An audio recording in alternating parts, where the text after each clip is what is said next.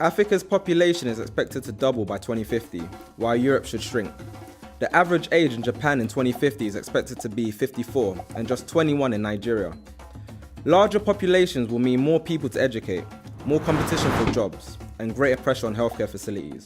According to the International Institute for Labour Studies in 2012, the unemployment rate in sub-Saharan Africa was 35%. There's a danger that young Africans will become frustrated and join rebel groups and gangs due to the limited economic opportunities available to them. The question is, can Africa generate sufficient jobs? A continent with a landmass greater than that of the US, Europe, China and India combined, a population of 1 billion people, Sub-Saharan Africa's GDP is projected to be 2.3 trillion by 2020. Africa is indeed rising and has a new confidence.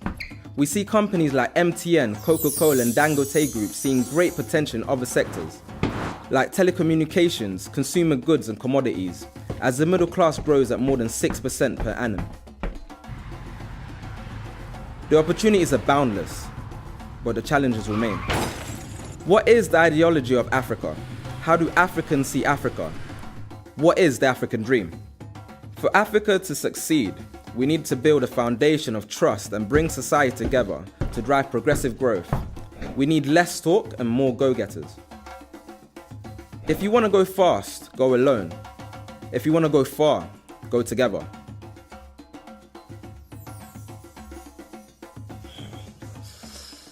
Where am I going to find a team?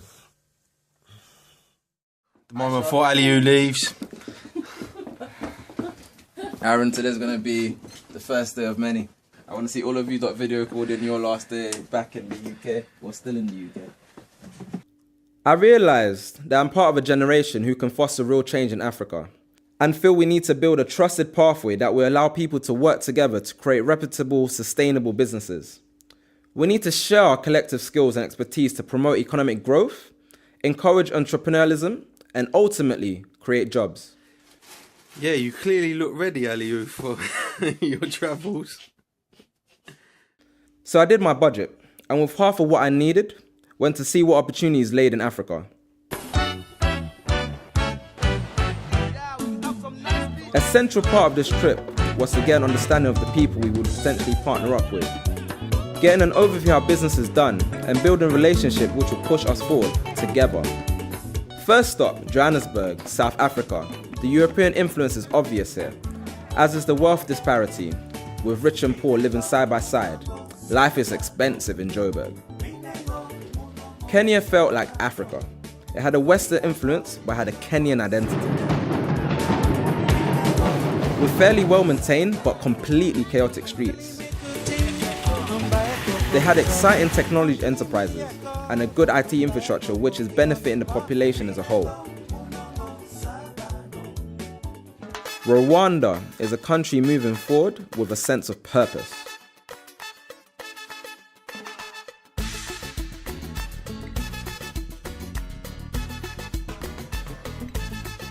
With a zero-tolerance attitude towards corruption and a profound sense of patriotism.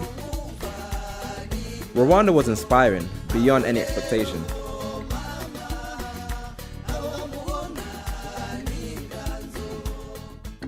Ghana has parts that were very modern and has a good business reputation.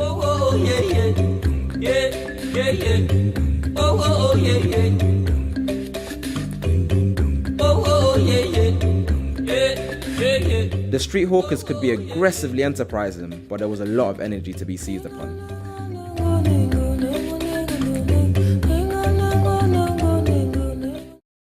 Nigeria was similar in its ability to hustle, but moving at a faster pace and being just a little flashier about it. Manners and experience were everything in Lagos.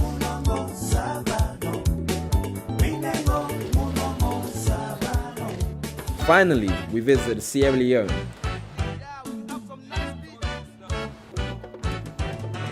That felt the most impoverished and had the poorest infrastructure, but the people were so friendly and it felt like home. And there, despite temperamental power supplies, lack of facilities and all the hindrances people face, the drive to realize a prosperous future for Africa is as strong as it was wherever we went. We had researched many of the business seminars going on across the continent, such as Transform Africa, Startup Weekend, and Edge Riders, and wanted to attend as many of these as possible to investigate what opportunities were already being explored and see who we could link up with via these networks. Some of the connections we made began in London, where we were put in touch with some of our contacts by mutual associates. Utilising both business and family links, but others were tracked down by attending events or online networking, all of the goal of setting up meetings to pitch go-getters to potential partners. Speakers lined up, we have some entrepreneurs to pitch, we have the judges, we have Honorable 50 and 30 who's going to be talking about the government. I would really like to, be delighted to join you. Wow, thank you so much. It's much appreciated. Thank you very much. Other major events and companies we canvassed were the Walton Club of Africa, Tech for Africa, and One Young World. When we contacted them, we were not sure how we'd get in. The entry price ranged from £200 to £3,500. We had no money, we had no support on the ground per se before we came, because we didn't have anything. We literally just landed on the ground, 3 weeks to basically make this happen. First on the list was One Young World, a premier global forum that gathers 1,300 future leaders under the age of 30 from over 190 countries. Main man Yusuf. Trying to get me a press pass to get in. We'll see how that works out. Can't actually enter without any of the tags, so security lady has made sure I don't go nowhere. Through sheer determination, persistence and goodwill, we got in.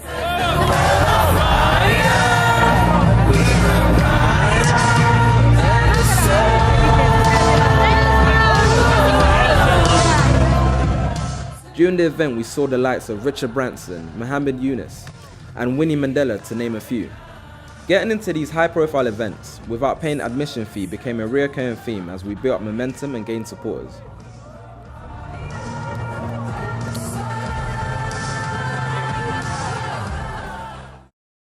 And Aliu Fofana is Sierra Leonean. Nice to have you. Thank you. There was involvement of the local media in Ghana, Nigeria, and in Sierra Leone, spreading the word of our project and the ambitious challenges we are undertaking. All right, so why the Go-Getters? Well, Go-Getters came from an idea and a vision of what Africa is today, and the visions all of us Africans who live in Africa and from the diaspora have the vision for the future. And this really helped to stir up a buzz and generate a lot of feedback for us to reflect on how things had progressed. We were also always looking to connect with inspirational business people to give talks at our own workshops we hosted, aiming to inspire the next generation of African entrepreneurs. There was so much ambition that the possibility of creating connections with business pioneers elsewhere was really exciting. Described what you wanted to achieve and what this event was all about and what you were all about. The one thing I said to myself was, oh, finally somebody who believes in the big African dream and somebody who understands not only the purpose of living his own dream, but also inspiring other people to go ahead and live their dream. So you have inspired me, actually.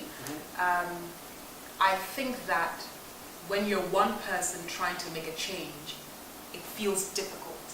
But when you're one person among so many other people trying to make a change, suddenly you just feel like, okay guys, it's like an army and you don't feel alone. So I'm very happy that you've got me involved in this event. This is the kind of thing that today, now in my life, I live for. So well done to you too.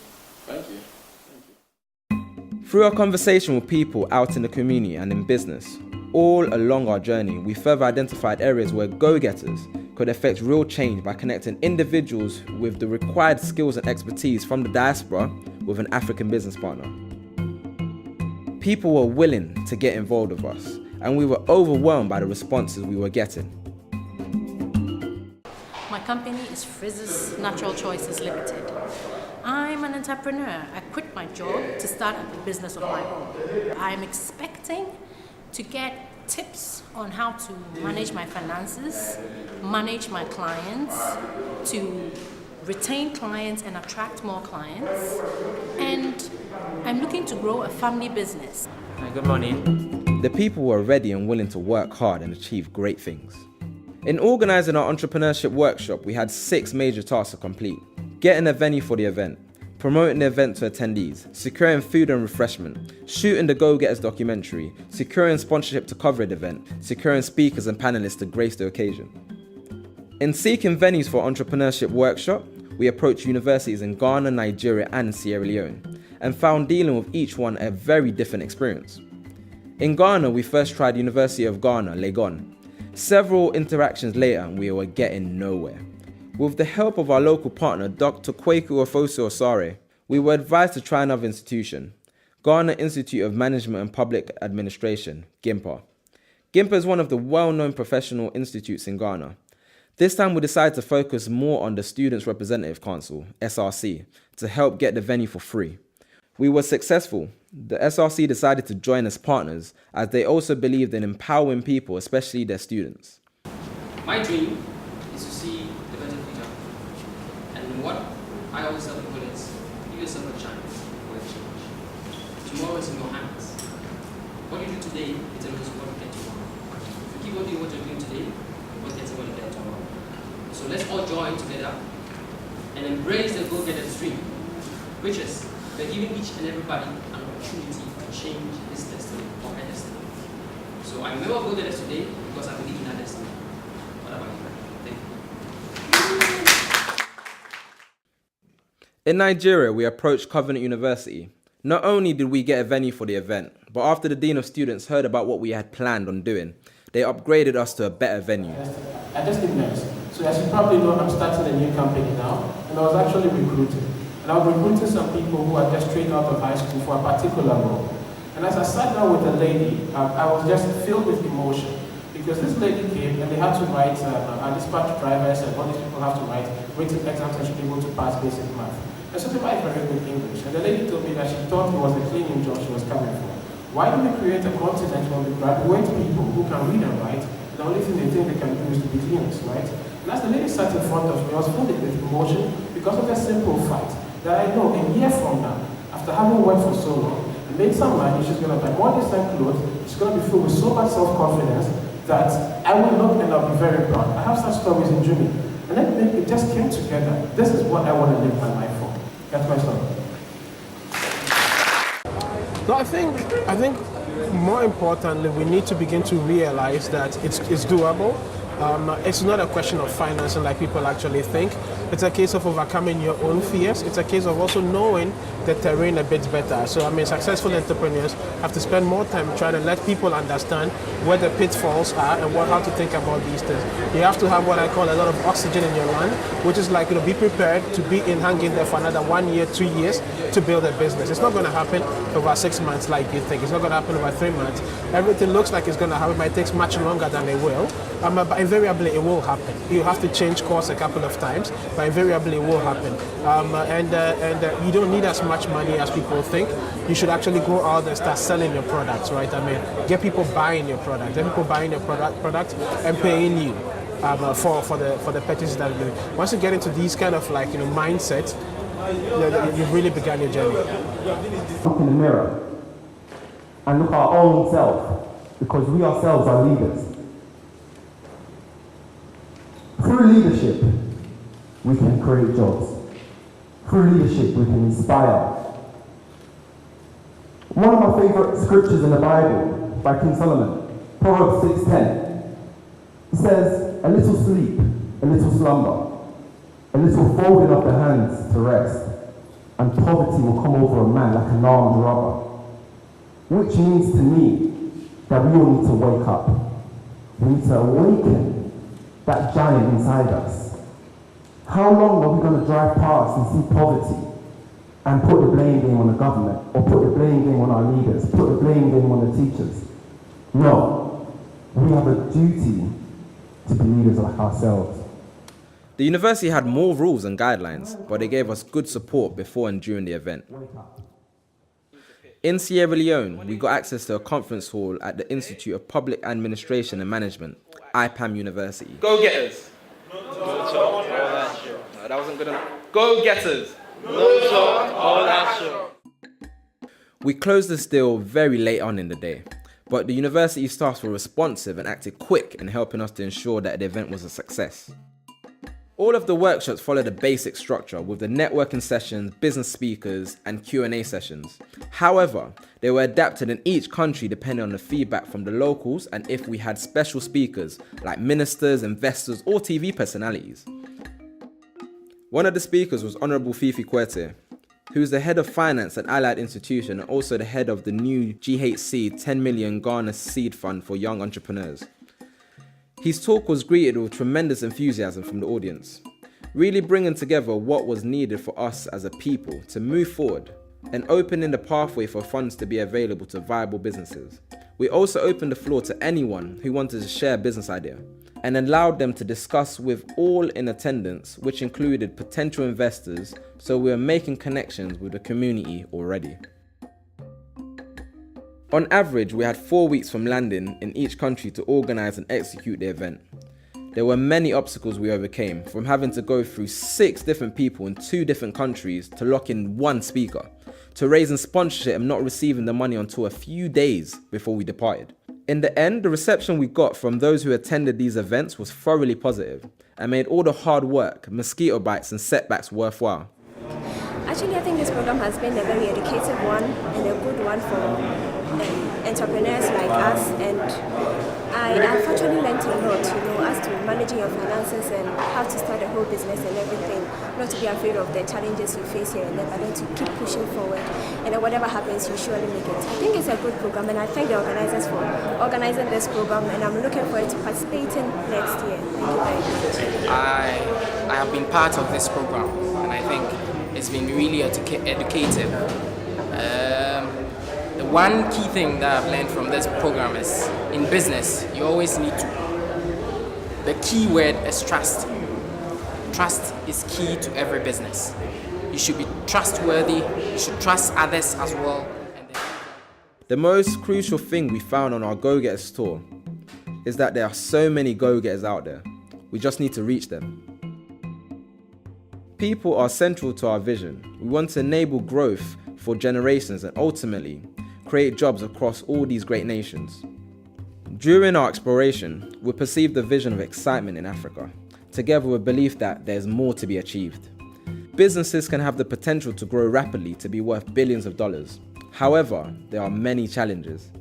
These include a young demographic that must be utilized or else face high unemployment, which could fuel civil unrest. Investors must analyze which countries will utilize those workers best, based on the decisions of government and institutions. For example, broadband is very expensive and there are often power outages, so businesses must incur significant additional costs to secure a reliable power supply. This means that together with the usual costs of development and marketing, there are extra infrastructure costs, which makes it hard for companies to be competitive in the market. There's also the issue of scalability due to the cultural diversity across Africa, so that what works in one country may not work in another. So we feel that Africa's people must make significant headway in solving these issues if they are to take advantage of these opportunities. They must trust and work together. United they are strong, and the African diaspora can play an essential role in the development story. When they come back, they bring with them knowledge, networks, and can help connect Africa's economy with the world. This is what happened when Go-Getters went out with no investment, a shoestring budget, problems along the way. There were potholes, traffic, and limited electricity. It wasn't a sprint but a marathon, and now we are back, with the mission to build in the bridge which connects today's problem solvers with the opportunities in Africa. We believe that encouraging problem solvers from the diaspora and the West in collaboration with locals can bring benefits to the continent, but in order for this to be fully utilized, it needs to be dealt with and managed effectively. Team, collaboration, partnership is a core part of what we as Go-Getters believe will lead us to success. What we are looking for now is a bigger, more diversified team who together create a synergy that no one person or organization can achieve. How was that? Crazy. Nice One word to describe it. Johannesburg, we done it, baby. Nice. We are flexible in our approach and realize things will change. Future discussions and insights will unearth the real problems each member of our community faces and how together we can overcome these problems to achieve what some may see as the impossible dream. If you join us, support us, invest in us, This is what the future would look like, and we will build it together. So, if you want to go fast, go alone. If you want to go far, go together.